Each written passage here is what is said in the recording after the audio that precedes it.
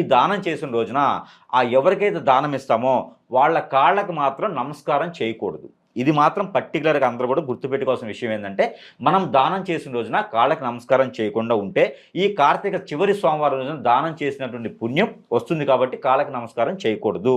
ఇది గుర్తుపెట్టుకొని సాయం సంధ్య వేళలో దీపారాజన మీకు ఎలా అవుతే అలాగా ఆ కోరికలను తీర్చుకునేందుకు మనం కోరుకుంటూ దీపారాజన చేస్తే ఆ తదాస్తు దేవతలు తదాస్తు అంటారు కాబట్టి బాగుంటుంది. అలానే మనకి ఆ శివారాధన చేయటం ద్వారా, శివాలయంలో సాయం సంధ్య వేళలో అభిషేకం చేసుకోవడం ద్వారా మనకి ఎలనాటి కోరికలు కూడా తీర్చేందుకు అనుకూలంగా ఉంటుంది కాబట్టి ఆ పార్వతి అమ్మవారు కలయికతో శివాలయంలో ఒక్కరే శివుడు ఉండడు, పార్వతి అమ్మవారు కలిసి ఉంటారు కాబట్టి భార్యాభర్తలు ఇద్దరు కూడా మీ కోరికను తీర్చేందుకు అనుకూలంగా ఉంటుంది కాబట్టి ఈ యొక్క సోమవారం రోజున దిగ్విజయంగా అందరూ కూడా ఈ యొక్క ఆరాధన చేసుకోవడం ద్వారా అందరూ ధనధాన్యాలతో తొలదూగేందుకు బాగుంటుంది.